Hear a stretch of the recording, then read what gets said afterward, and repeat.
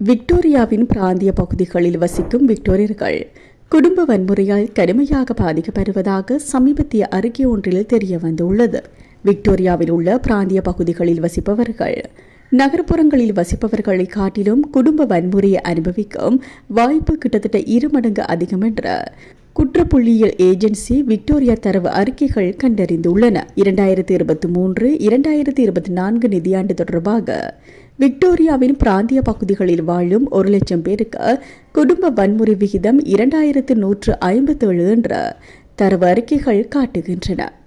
விக்டோரியாவின் நகர்ப்புறங்களில் விகிதம் 1172 இருக்கும் இரு பிராந்தியங்களுக்கு இடையிலான ஒப்பீட்டு ஆய்வில் குடும்ப வன்முறை விகிதத்தில் சுமார் 84% வித்தியாசம் இருப்பதாக மேலும் கூறப்படுகிறது.